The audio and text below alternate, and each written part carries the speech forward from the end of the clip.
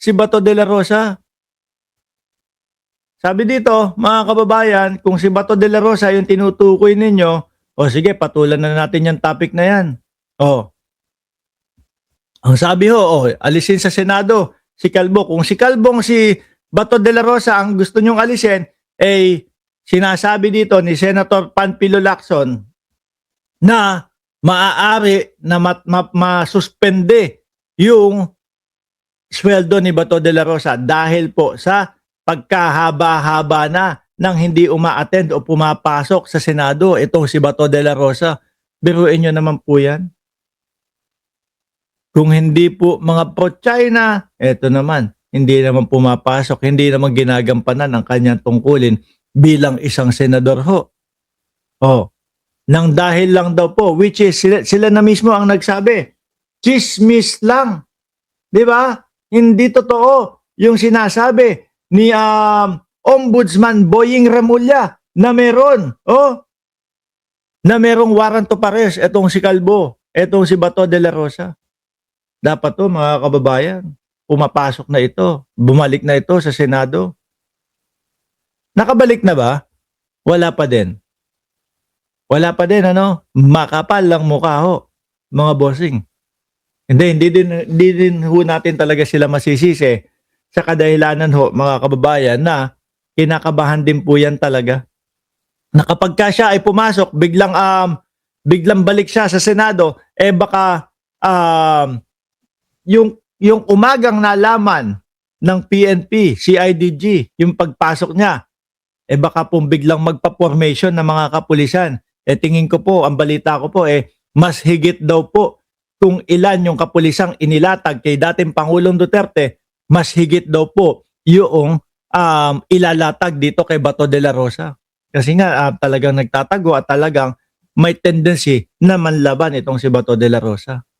Grabe talaga mga DDS na mga senator, mga inutil at ang kakapal na muka. Sayang ang pera ng bayan. Ito dapat matagal na po itong tinatanggalan Nung isang buwan na walang paramdam, which is yun yung sinasabi nila.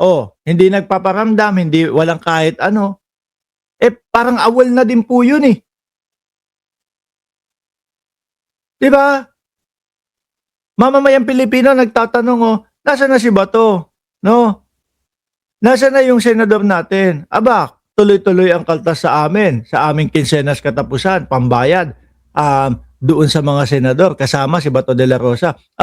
Araw-araw merong nakapatong na tax doon sa mga pinagbibili natin at ang ibang bahagi niyan ay napupunta kay Bato de la Rosa. Asan si Bato de la Rosa?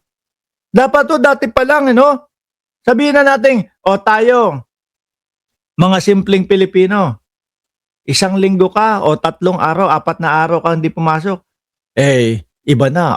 Ang ingay na ng usapang ganyan, di ba? Doon sa ninyo, sa mga pinagtatrabahuhan ninyo. Eto pa kaya, ilang buwan na mga bayan, mga bossing. Ilang buwan nang hindi pumapasok, hindi nagtatrabaho, pero parang ang tagal nilang suspindihin yung sweldo ni Bato de la Rosa.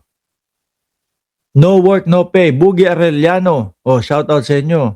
At Jeric Reyes. Mga bossing, parang pabigat na lang po sa atin yung mga DDS. Pansin nyo pabigat na lang sa atin yung mga DDS, Kasi bakit? Tingnan nyo ang gobyerno natin.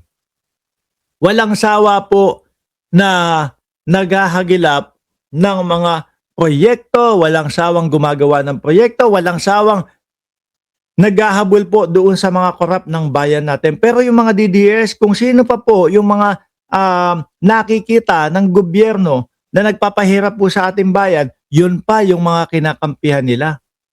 Sabi ni Juby Sestina, ordinary worker, 3 days lang, awol na agad. Correct. Oo. Diba? Eto, ilan na? Magta-3 buwan na?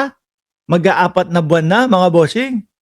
Hanggang ngayon, wala pa din mga kababayan. Eto pa, isama na natin dito. Etong si Rodante Marcoleta. Naka-area ng ating West Philippine Sea o exclusive economic zone. Ako po, eto. bumabanat na naman si Marcoleta. Ting pag-aaral, nababanggit ko nga po kung minsan, Mr. President, hanggang ngayon, wala po talagang malinaw na coordinates kung Opo. Ano, papunta na naman ba tayo doon sa there is no such as West Philippine Sea, Rodante Marcoleta? ano ba talaga ang pinaka-area ng ating West Philippine Sea o Exclusive Economic Zone. Siguro magsimula po tayo doon kasi yung iba, misinformation na po yung lumalabas eh. Napaka-komplikado po nito kung pag-uusapan po na Kapal din naman pala ng mukha ni Rodante Marcoleta magsalita ng yung iba, yung disinformation, samantalang siya ang nanguna dito. Doon sa pagkakasabi niya na there is no such as West Philippine Sea, although binawi niya. Pero kung hindi nagalit ang mamamayang Pilipino, mga kababayan, malamang yun ang naratibo ng Pilipinas ngayon. There is no such as West Philippine Sea. Sabi ni I Love You Baby M, negosyador ng China, si Marcoleta. Ay aba, yan din ang paniwala ko. natin yung mga features na yan at kung ang magiging centerpiece po ng ating foreign policy, ipag-awayin na lang natin ang mga bato sa South China Sea. Palagay ko po nalilihis po tayo. May malaki po sigurong mga dapat pag-usapan at napakalaki ng China, napakamayaman ng ekonomiya ng bansa na pwede po natin sigurong maging siguro kakampi sa mga darating pong mga panahon kung maisasantabi po natin ang mga sigalot na namamayan. Andali, wala naman talaga sigalot kasi talaga. Ano? Tayo, nakatahimik nga lang tayo di ba? Habang ipinaglalaban yung ating karapatan dyan. Ang laging nanghaharas sa atin, China. Ang laging nag-uumpisa ng mga ganyan, China. Sa ating bansa. Maraming salamat po, Mr. President. Maraming salamat po sa ating Senator Risa sa pagkakataong binigay po sa inyong lingkod. Salamat po. Salamat po, Mr. President, at sa mabuting Ginoo mula sa Pampanga and Tarlac. Pwede ba nating maging kakapi ang China? In principle, bakit hindi? Correct. Sa ibang bagay.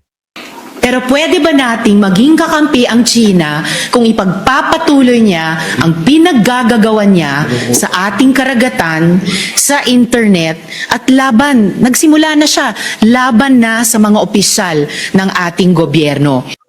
Anak ng putik na yan. Pagtatanggol niyo pa.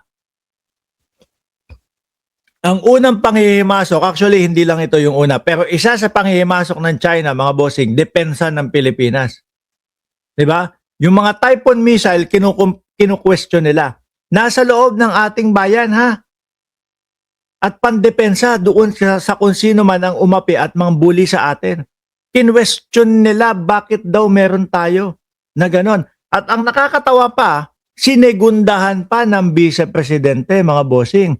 Ngayon, madaming umalma.